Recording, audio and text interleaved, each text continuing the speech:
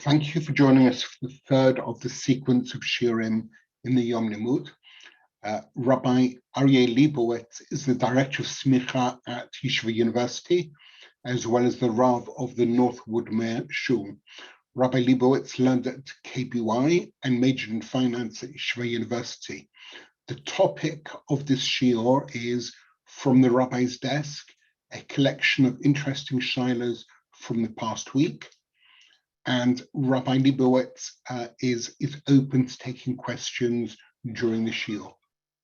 Thank you. Over to Rabbi Lebowitz. Thank you very much, and thank you for coming together to learn this. Well, for me, it's this morning. For you, this afternoon.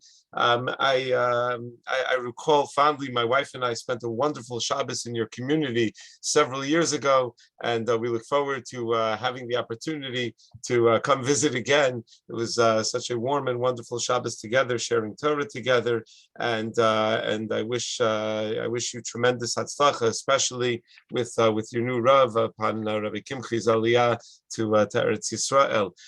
In general, I have to begin with an apology, because there was, whenever I'm asked to speak somewhere, the first question that people ask is what the topic is going to be. And generally, I'm not particularly good at choosing a topic far in advance, because I don't know what I'm going to be thinking about at the time of the shiur when I'm asked a few weeks in advance, sometimes even a few days in advance. And I always like to speak about that which is on my mind, that which I've been thinking about.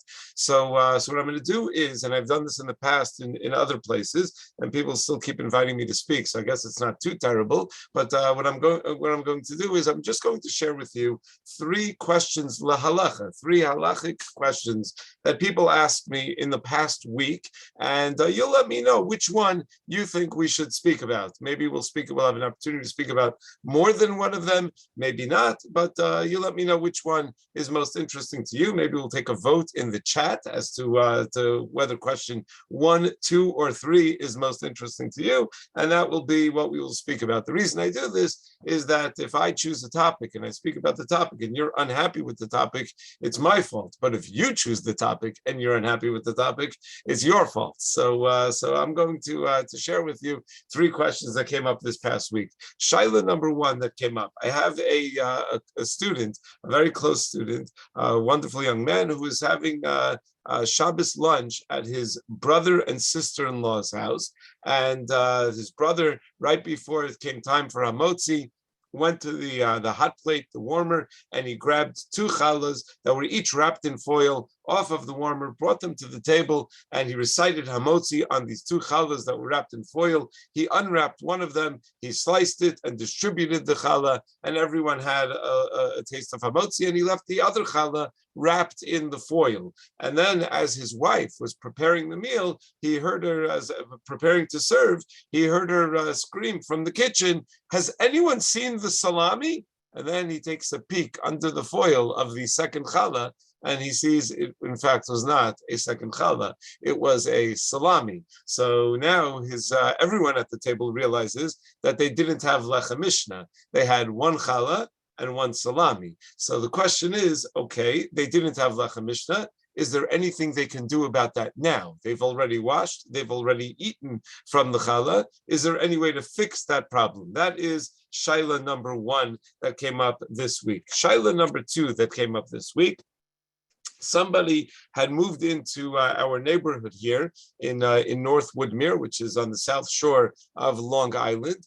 And this is a vibrant Orthodox community. As many vibrant Orthodox communities worldwide, there are many shuls. Even non-vibrant Orthodox communities very often have many shuls. We all know the old joke about the Jew that was deserted, stranded on a desert island all alone. And they came and found him 15 years later, and he was showing what he had built. And he, of course, had built 2 shuls. And they asked him, "Why do you need 2 synagogues?" "Well, there's one that I daven at and one that I don't daven at." So we have many shuls that people daven at and shuls that people don't daven at. So, meaning people daven at every single shul, but this fellow moved into the neighborhood. He found a shul. He's a young fellow, found a shul with young people, seemed to be like-minded people, seemed to be a place that he would probably feel comfortable, has a spirited davening. And after a week or two davening in the shul, he approached the administration of the shul and he said, I would like to become a member. So they said, sure, no problem.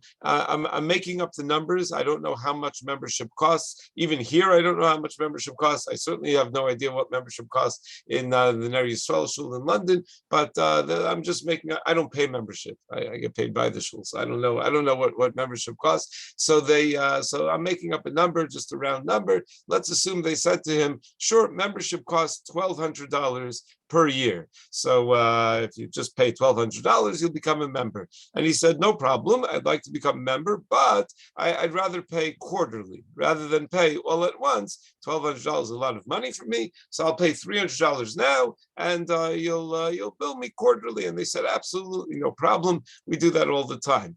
After a few months in the shul, he realized that while the shul was a wonderful place, it wasn't really the right fit for him and his family. He wasn't perfectly comfortable in the shul, and he found another shul that was a better fit for him and his family. And by the time the 3 months were over, he was no longer going to that shul at all, to the first shul at all. He now had become a member of a second shul where he was spending all of his time, all of the 3 tefillos a day in this second shul. So his shaila to me was, does he have to continue to pay membership for the first year in that first shul? Or do we assume that since he only used it for 3 months, his 3 months, $300 for 3 months was, he used it for even less than 3 months, that initial $300 would be enough, and now he can pay membership in the new shul where he had actually joined. So that is shaila number 2 that came up this week that I thought was an interesting shaila. A third shaila that came up this week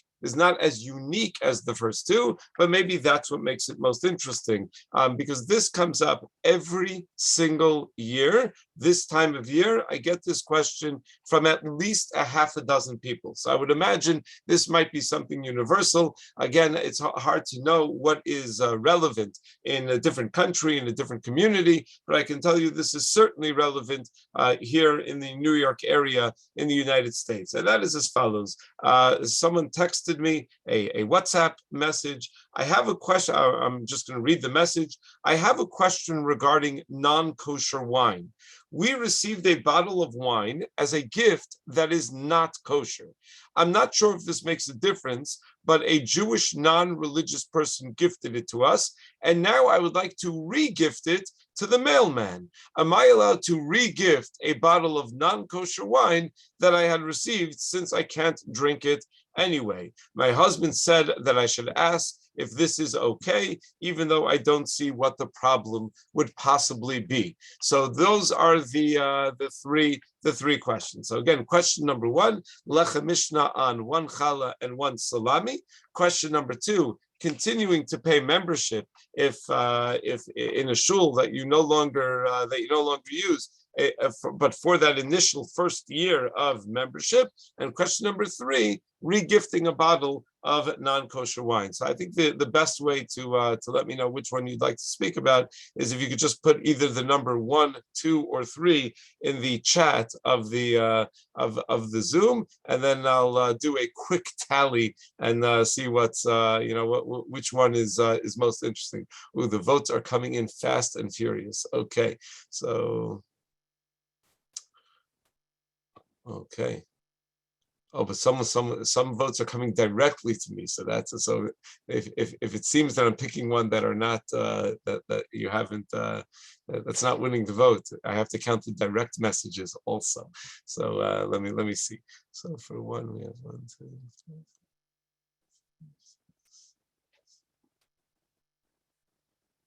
It's so interesting because I asked these same 3 shilas in my shul last night.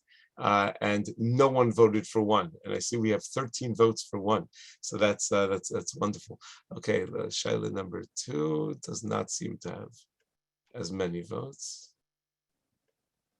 and shaila number 3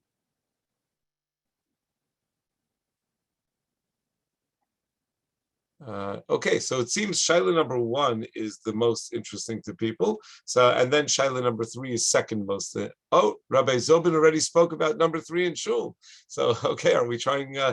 So maybe we'll skip number 3. Can I ask what Rabbi Zobin paskins in the end? Anybody want to tell me? No.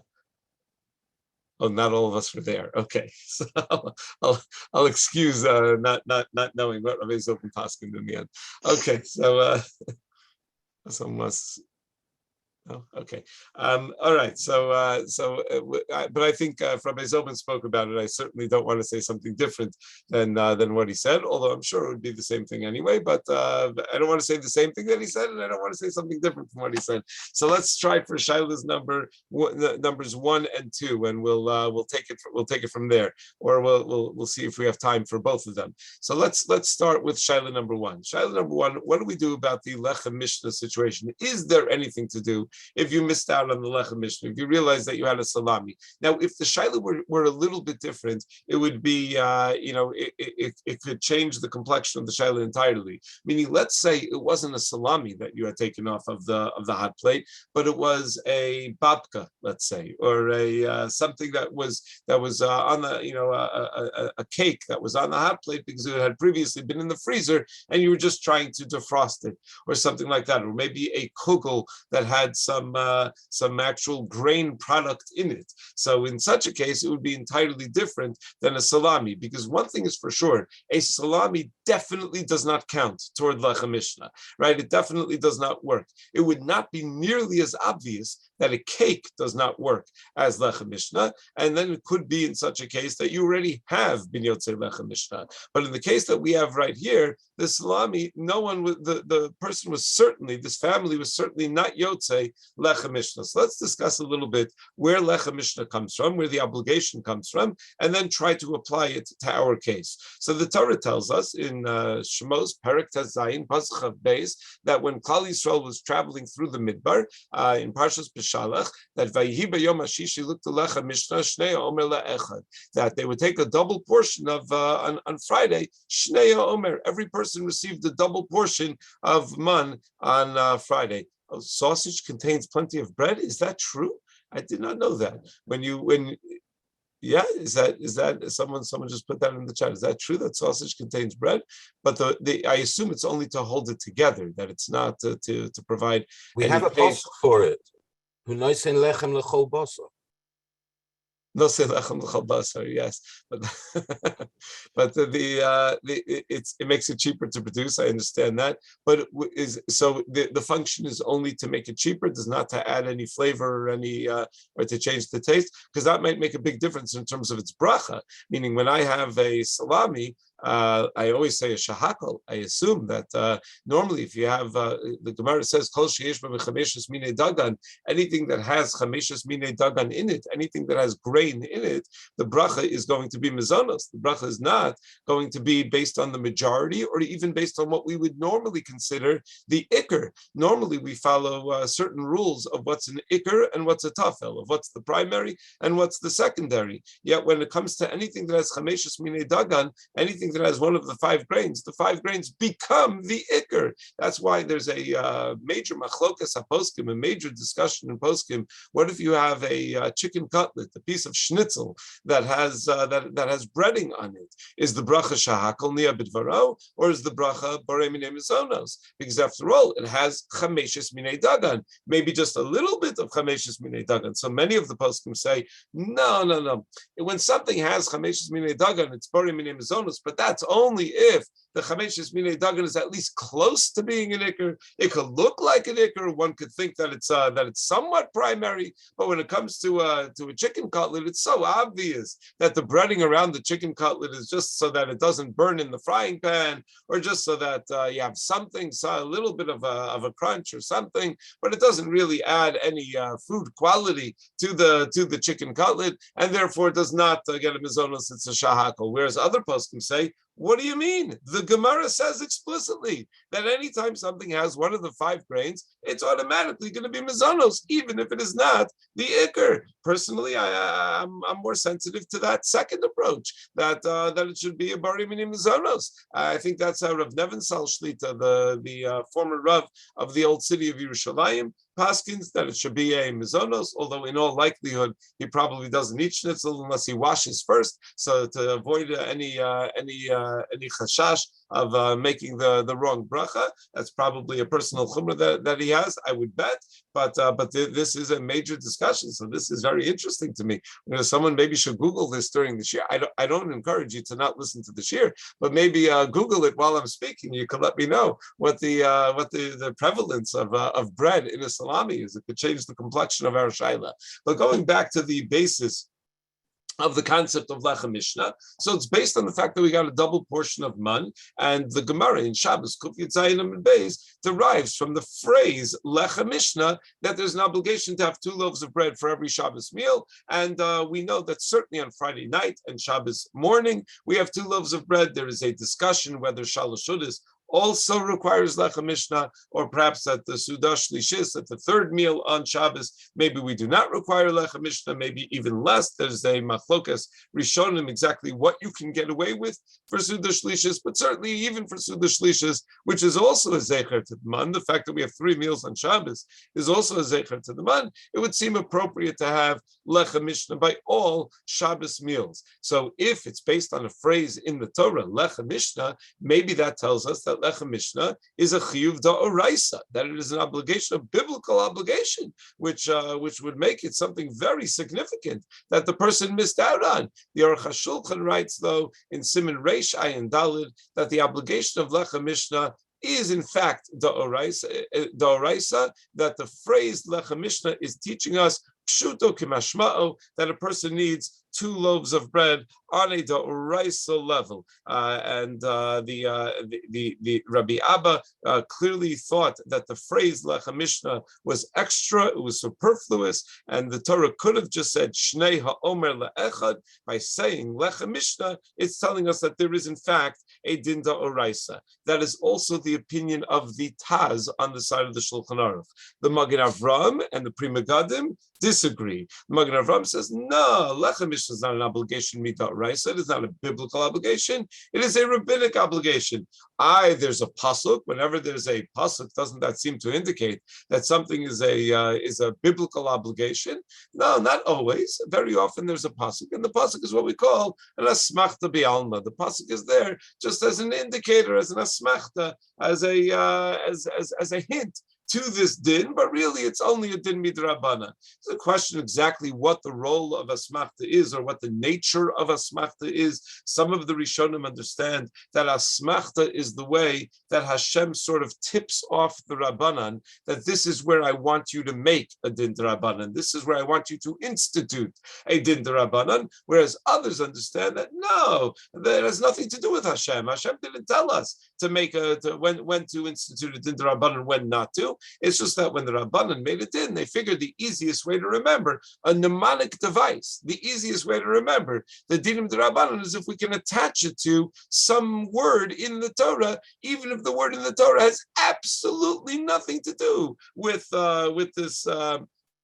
It has absolutely nothing to do with this din. So that is a machlokas between the Ritva and Maseches Rosh Hashanah and the Rambam and Nakdama to the Perush Mishnayos, what the nature of a smachta is. But certainly, when something is an asmachta, it is only there's even a shita, by the way, that asmachta, that when the Chazal tell us that something is a din to Rabbanan and the pasuk is an asmachta, there's even one shita in Rishonim that suggests that asmachta is the Rabbanan's way of trying to fool us, trying to trick us into believing that a din to Rabbanan is a din to Horaisa.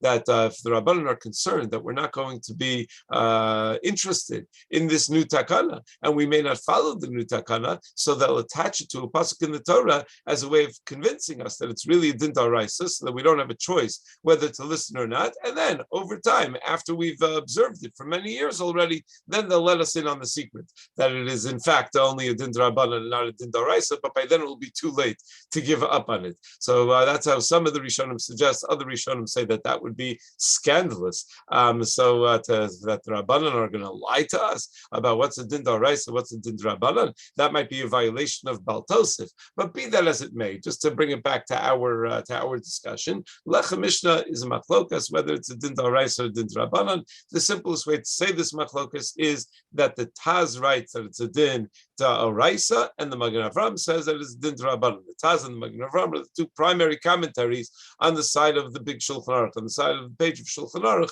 in Orach Chaim. There's also a machlokas Rishonim about the following: why is it that women are obligated in Lechem Mishneh? Meaning, we assume that not only men but women too are obligated in the Su'udos of Shabbos, in having all 3 meals of Shabbos, including Lechem Mishneh. What is the basis of that obligation?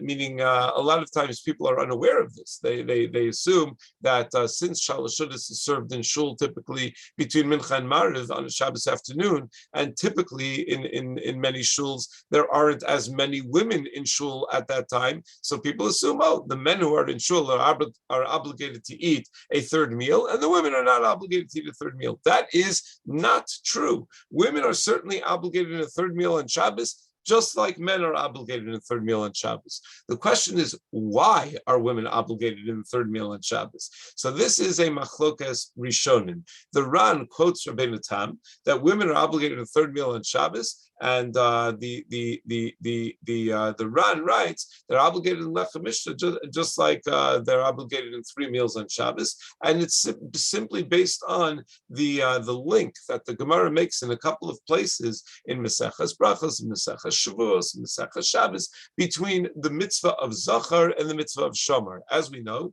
there are 2 times in the Torah where the Torah tells us the Aseres HaDibros, where the Torah presents us with the Aseres HaDibros, in Parshas Yisrael and in Parshas V'eschanan, except there are a number of changes from one to the other. So in Parshas Yisrael, we're told Zachar is Yom HaShabbos L'Kadsho. In Parshas V'eschanan, we are told Shomer is Yom HaShabbos L'Kadsho. We assume that Shomer is Yom HaShabbos L'Kadsho means that there's a mitzvah of Shmiras Shabbos, to be careful not to violate the Los Hases of Shabbos, not to violate any of the Malachos of Shabbos. And the mitzvah of Zachar, Yom HaShabbos L'Kadsho, relates to Kiddush, to the mitzvahs Aseh of Shabbos. So says the Ran, Zachar doesn't only mean Kiddush, it means all of the mitzvahs Aseh of Shabbos. It means to do every positive commandment on Shabbos. And that's why women are obligated in Shalosh Shudas, because Kol Sheyeshno B'Shamar, Yeshno B'Zachar. The Gemara says, anyone who's obligated in Shmira Shabbos, in the Los Hases of Shabbos, is also obligated in Zechiras Shabbos. So that certainly means that women are obligated in Kiddush, but some of the Rishonim suggest it also means that women are obligated in every mitzvah saseh of Shabbos, in every positive commandment of Shabbos, including the commandment of 3 meals, including the commandment of Lechem Mishneh. Even though it's a mitzvah saseh shazman grama, it's a time-bound positive mitzvah from which women are normally exempt, but since we have this special hekesh between Zachar and Shamar, anyone who's obligated in Shmira Shabbos is also obligated in Zechiras Shabbos. That is how half of the Rishonim understand. Other Rishonim say, no, that's not why women are obligated in 3 meals and Lechem Mishneh.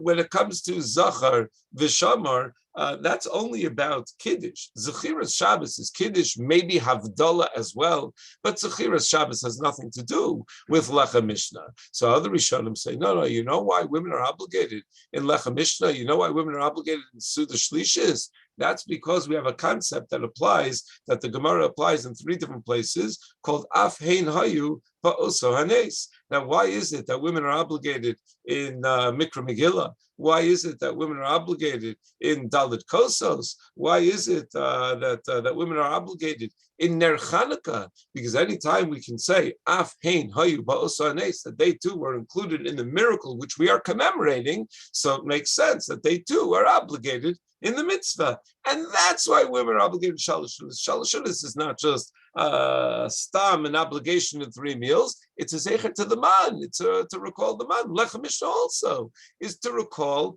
the man. And women certainly received the man. Women ate the man just like the men ate the man in the midbar.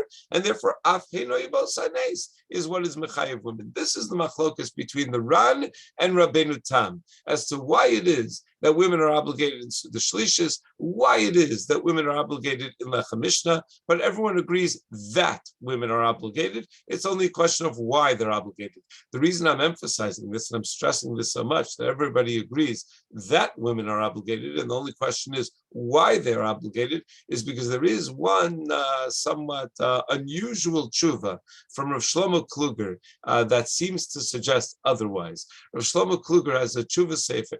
Rav Shlomo Kluger was a tremendous posek and gaon, and he was a prolific writer. He wrote many long tshuvos, and someone at some point, I think one of his children maybe, collected 1,000 of his tshuvos, 1,000 of his correspondences, and summarized them in like a paragraph or two, and put them all together in a single volume. And he called that sefer Ha'elef Lecha Shlomo, because it was 1,000 tshuvos of Rav Shlomo Kluger, all collected in a single volume. As fate would have it, that tshuva sefer of Rav Shlomo Kluger became much more popular than all of his other svarim, because to learn his other svarim, you really need to work hard. You need to work through the tshuvas. You need to have a lot of patience. You need to expend a lot of energy to understand the tshuvas. But the person did such a good job summarizing these 1,000 tshuvos in a paragraph or two. You get the basic idea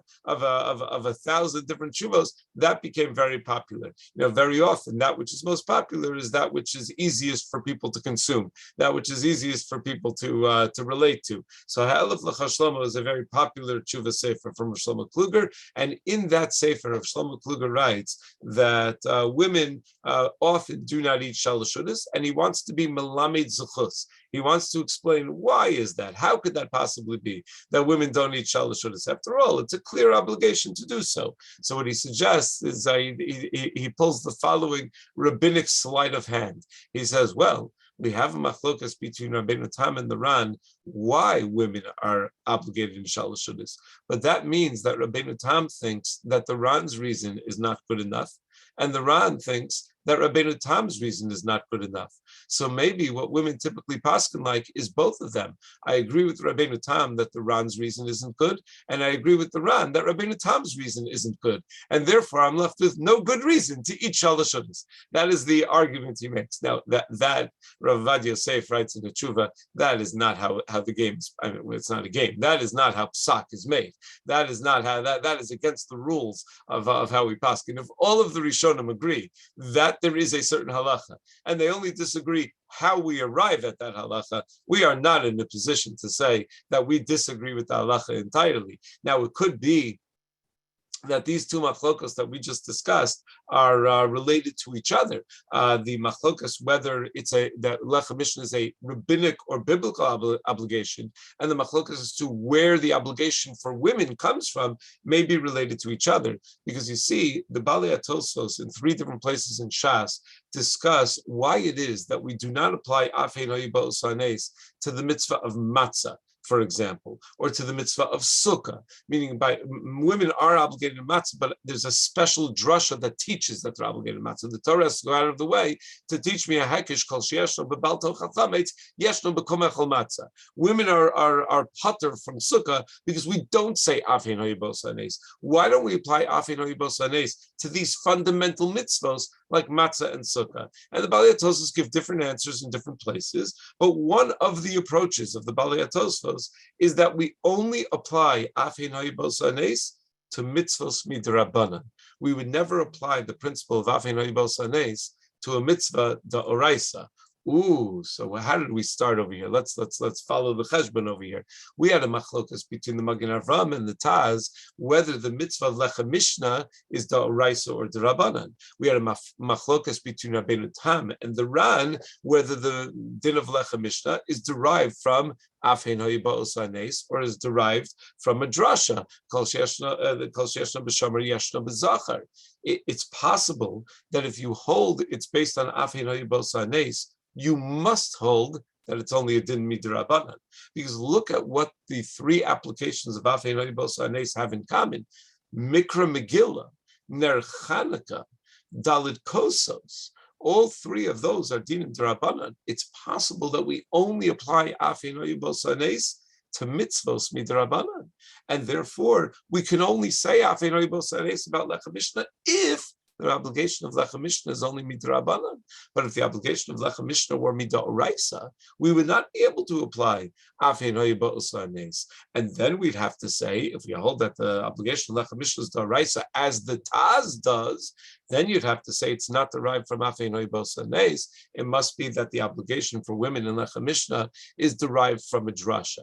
Okay, so this is fancy lamdas to explain this machlokas. But is there any nafkamina? You know, when you have a machlokas, something daraisa or something drabanan, that is usually very fundamental. Whenever you look at any tshuva sefer, and whatever the shaila that's raised is, the very first thing the posek has to do is figure out: are we dealing with a din d'oraisa or are we dealing with a din d'rabanan? That's usually, you open up any tshuva in Igros Moshe, any tshuva in Rav Vadi Yosef. That's usually the first order of business to figure out whether something is d'oraisa or d'rabanan. One of my talmidim told me that he was taking a bechina to get a scholarship at YU for excellence in learning. So the way the bechina worked is that you had to sit in front of the panel of Rav Meir Twersky, Rav Herschel Schachter, and Rav Michal Rosenzweig, and they get to ask you whatever questions they want, and if you survive, then you get a scholarship. So he was sitting in the bechina,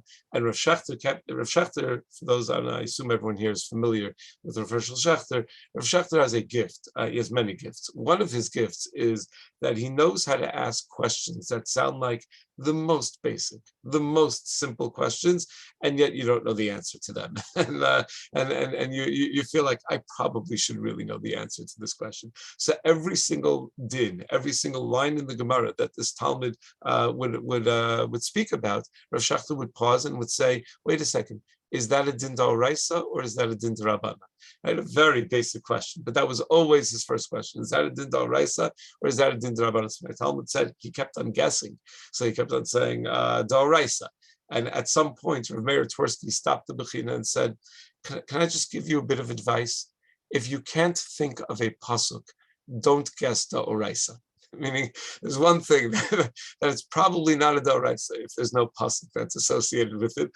So if you can't think of a pasuk, it's probably not a din d'oraisa. But over here we have a potential pasuk, and we have a machlokas whether this is a din d'oraisa or whether this is a din d'rabanan. What might the nafkamina be? So Rav Eliyadah Goldvicht in his Smichat Chaver program pointed out that that nafkamina might be where you sit down at a Simcha and you at a wedding or something, and everyone has their own challah roll, not at a wedding, because weddings don't happen on Shabbos, at a Shavuot Brachos. I just had my niece's Shabbos Shavuot Brachos this past Shabbos, so everyone gets their own little challah roll at the table, and you recite Hamotzi on the challah roll, but you can't remember, did you take the challah roll of the person sitting next to you as well and join them together to have Lechem Mishnah? So you don't remember if you did Lechem Mishnah or not. So this is what we call safek. So the most fundamental nafkamina between whether something is a din d'oraisa or something is a din d'rabanan is safek d'oraisa l'chumra, safek d'rabanan l'kula. That if something were a din d'oraisa, you'd have to be machmir. If something was din d'rabanan, you'd be mekil. So but what does that mean to be machmir? What would you have to do? So it could be that if you hold that it's a din d'oraisa, you should, even though you've already washed, you've already eaten, maybe you should take 2 challah rolls now, hold them together so it's Lechem Mishnah, and cut one of them in, or cut both of them and eat from them in order to fulfill Lechem Mishnah, even if you're not going to say the bracha, because at least you have Lechem Mishnah now, even if you're not going to recite the bracha. And that relates to our shaila, because over here it's not a safek. Over here you know you didn't do Lechem Mishnah, but maybe you have a similar Eitzah, that you can take two challahs or take two pieces of matzah or something, hold them together, and that will be your lechem mishnah at this point.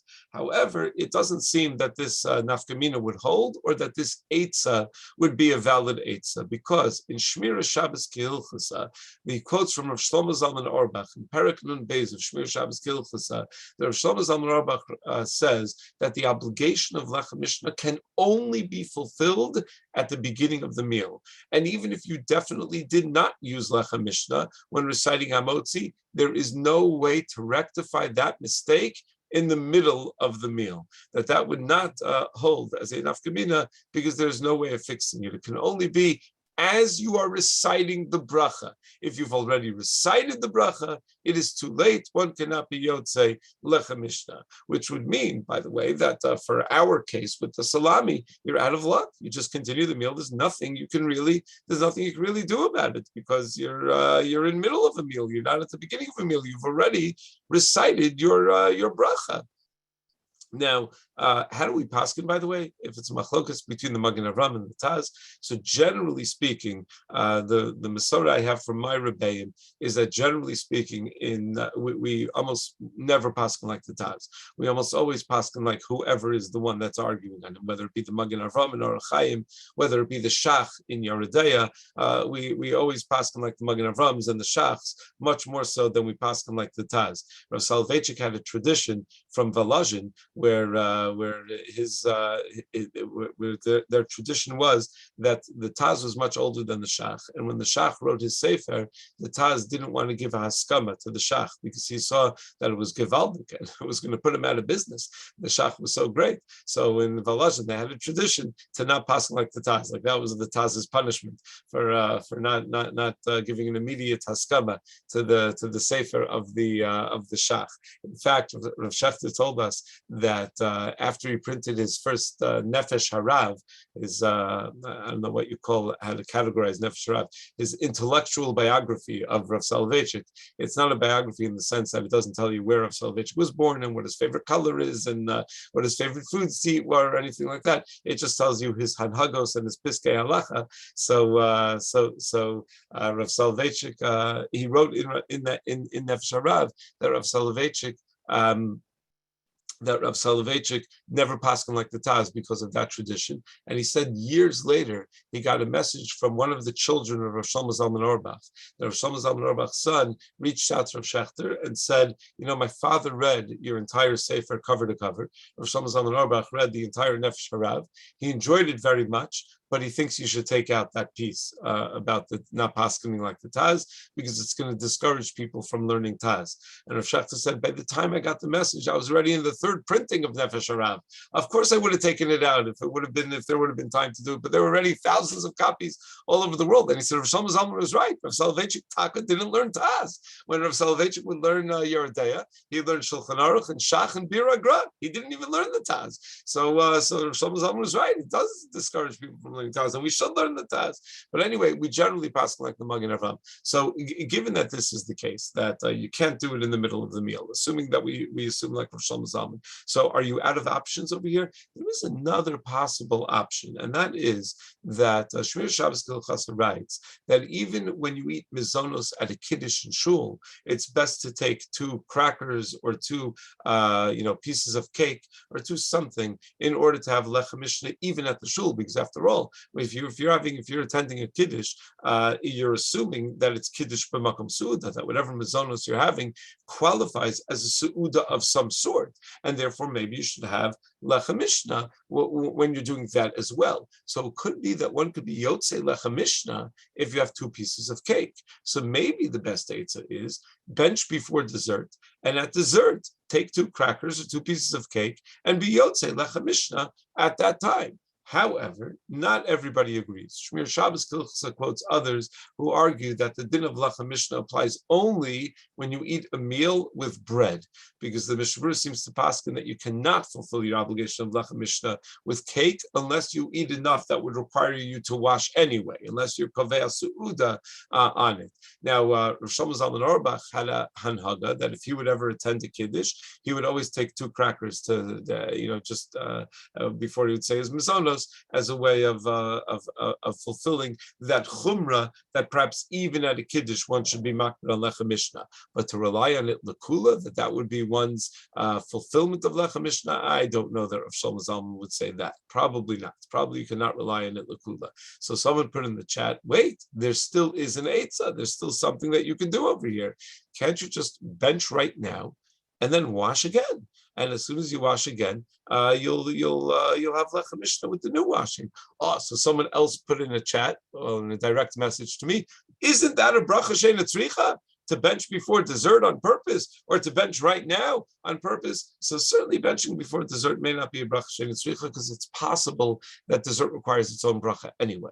That is a machlokas, whether you're having sweets for dessert, whether that requires its own bracha anyway, on cakes and the like for dessert, when you're not hungry yet anymore. So it certainly wouldn't be a bracha she'eina tzricha for dessert. The question is it a bracha she'eina tzricha if you bench right now, like right after the challah, and then wash again? Is that a bracha she'eina tzricha? So this is a major machlokas haposkim that comes up in the context of